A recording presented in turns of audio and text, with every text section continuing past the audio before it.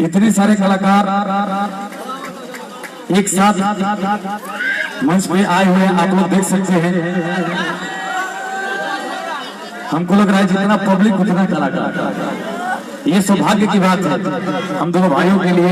और ये हम भगवान से दुआ करेंगे कि जब भी इस धरती पे भगवान हम लोग को भेजना, हमको भेजना, तो अंकुश राजा है बना के भेजना, क्योंकि ये मुझे प्यार और कहीं और हम लोग के ऑफिशियल चैनल के और डिजिटल के head Mars group, Mars entertainment, आप जितने भी सारे गीत सुनते हैं इन्हीं के माध्यम से आता है। हमारे बिक्की भैया, बड़े भैया बिक्की यादव जी आज हम लोग के बीच में उपस्थित हैं। दिल से लव यू भैया, दिल से थैंक यू इतना सारा समय देने के लिए। माला दीजिए, माला से सम्मानित कीजिए भैया को, माला से सम्मानित कीजिए। हाँ, और हमारे बीच एटीएम बाबा को सम्मानित करिए। लाइए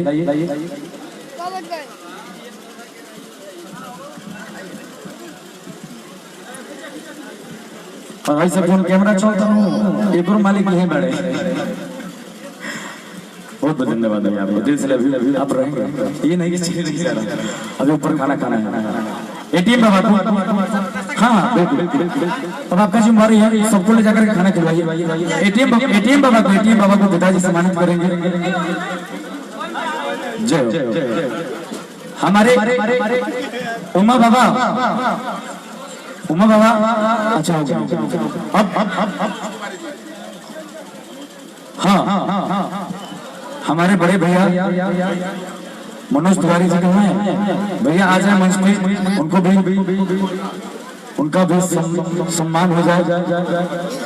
उसके बाद निशा उपाध्याय जी हैं, आप भी आ जाइए। और 2 मिनट रुक जाइए, आप लोग बोलेंगे। एक बार रितेश भैया 2 लाइन रितेश भैया का सुन लेते हैं हम लोग, आप लोग सुन लीजिए। और क्योंकि बहुत सारे कलाकार हैं, हम सम्मानित करेंगे तो भी टाइम हो जाएगा। एक बार जोरदार ताली बजा दीजिए रितेश भैया के लिए, आप लोग के बीच रितेश भैया आइए। भैया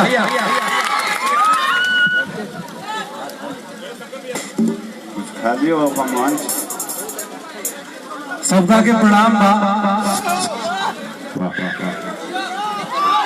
आए दोनों भाई हमारे अंकुश जी और राजा जी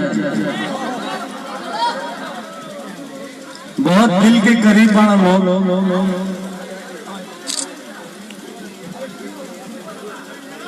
इंडस्ट्री भर में भाई इतना गुणी लड़का बहुत कम देखे के मिले। तो एक बार जोरदार ताली अंकुश और राजा खाती बता दीजिए। और बहुत अच्छा लगा ले जाके, बहुत लोग बने, बहुत और भाई आए बड़े, सब केहू रोज सबके सामने आई।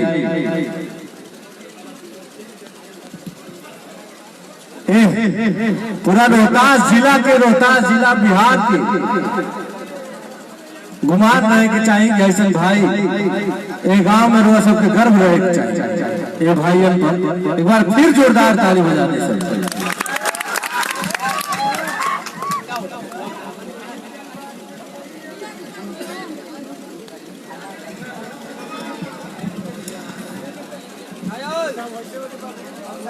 बहुत भाई लोग बड़े, थोड़ा सब क्यों सुनाई। साचे दरबार की हम पार्वती बताए हारा हारा महारा।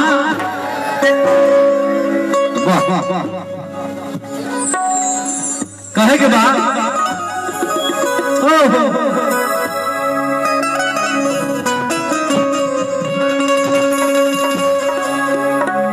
सबसे नीक बात सहिया की सही,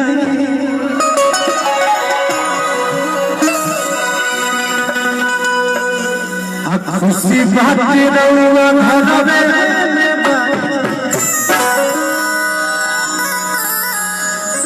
कहा करी कि छोड़ के नौकरी आवा है ना घर आई रहा 2 पैसा कमे कमाई हो खीर लेकिन नून रोटी सब ही बैठ के खाई ए भाई हमने के ब्यास से वो लिखा है वो कैसे भेजिए तनी से किनारे हो जा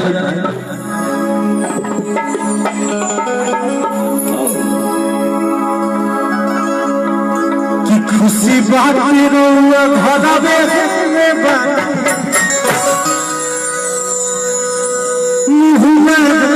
कमाईना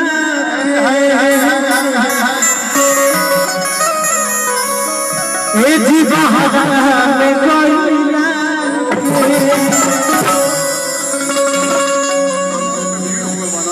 मुहम्मद कमाईना के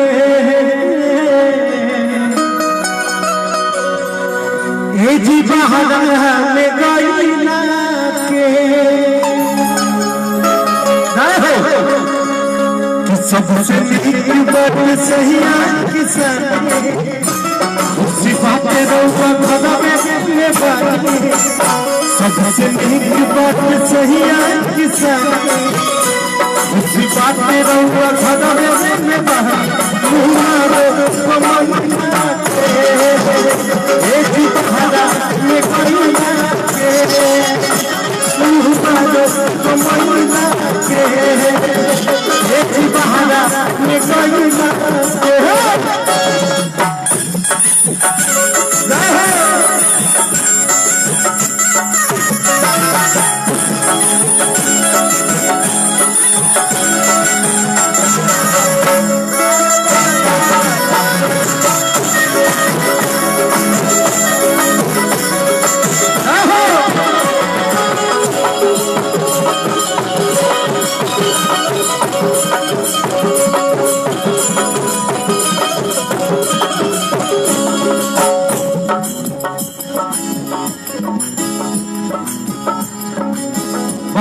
धन्यवाद रहुआ कहे के बाद होली दिवाली मनावल गयो सहारा के मेला जी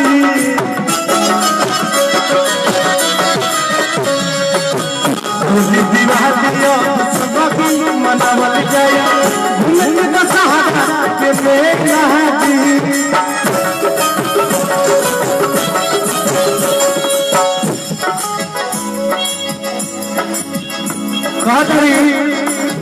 खेती बाड़ी बहुत बाधा है बाबूजी बेचारे अकेले पड़ जाते रहे खेती बाड़ी के जी बाबूजी प्यारे लगा के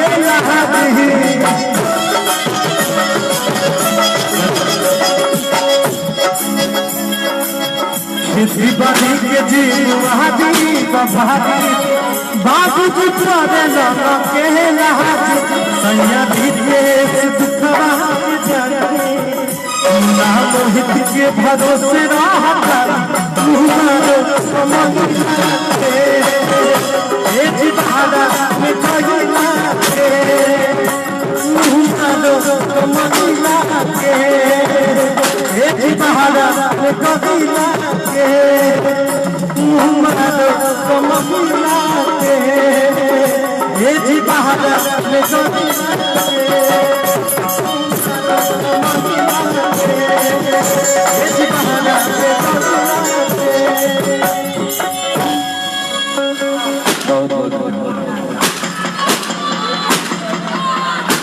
यहाँ पे हमारे बहुत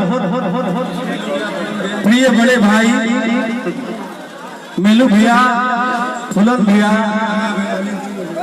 गया भैया, अनिल चौबे भैया, संजीव भैया, एटीएम बाबा, सब बड़ भाई लोग प्यार देवे खातिर, आशीर्वाद देवे खातिर जब भाई के आए गए हमारे मेलू भैया, हमको पता है कि और आप लोग ऐसे करेंगे तो हजारों एक साथ आप लोग कर सकते हैं, मुझे पता है। लेकिन भैया प्लीज एक रखिए, हम जानता नहीं, हम जानते नहीं अपना ताकत के बारे में, लेकिन हम लोग संगीति आती है भैया। बहुत बहुत धन्यवाद और सब भाई लोग के प्यार है। साचे दरबार की, तारा चंडी मैया की, ओम नमः पार्वती पतये हर हर महा। बहुत लोग बड़े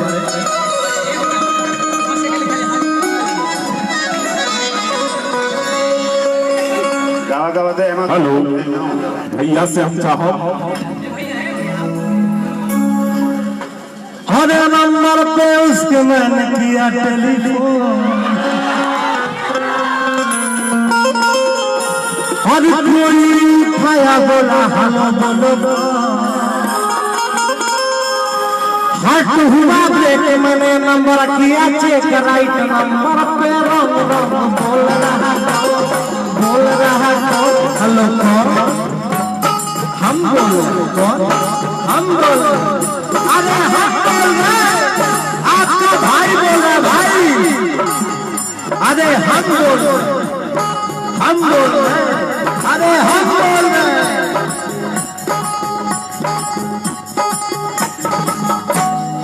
बहुत बहुत धन्यवाद भैया,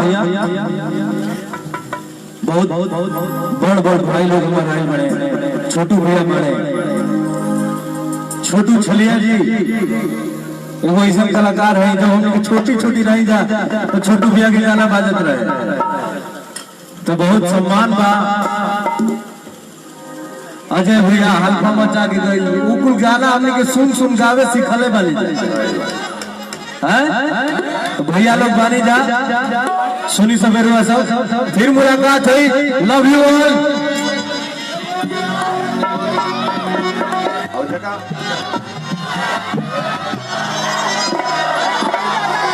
अरे पैसा गिरे गिरे भाई जाता गली में से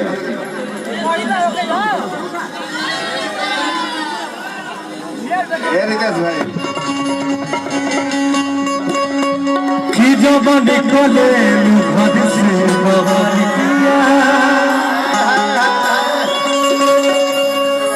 अच्छा है सब लड़ा नजर दिया, सब चाहे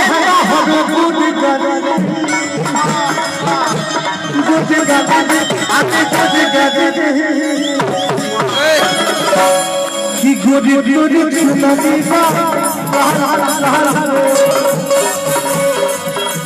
गोरी गोरी चुनरी का गोरी गोरी चुनरी का गोरी बच्चा ले दूसरा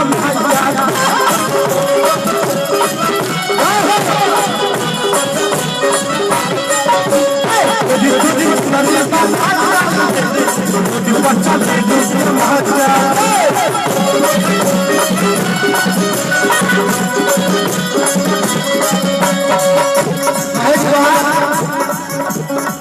कि जौने के जमा में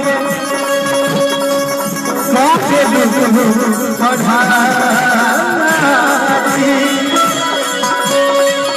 जौने के जमा में काफे पढ़ाई और लड़का में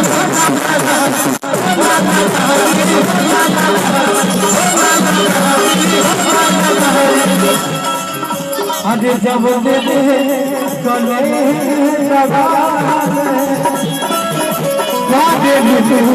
बढ़ाई लड़का में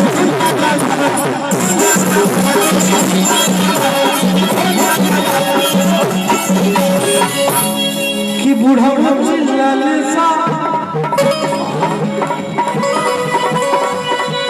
आज बुढ़ाओ चिल्लाने हम चिल्लाने बच्चा के दूसरा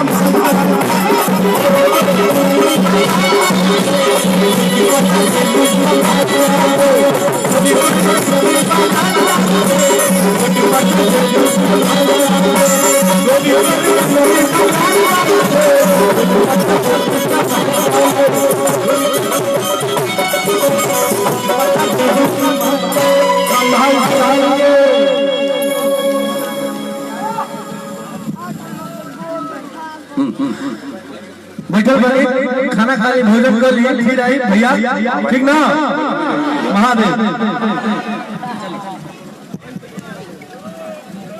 सबसे जरूरी भोजन है। अच्छा लागल तो एगो जोरदार ताली बजाई सबे।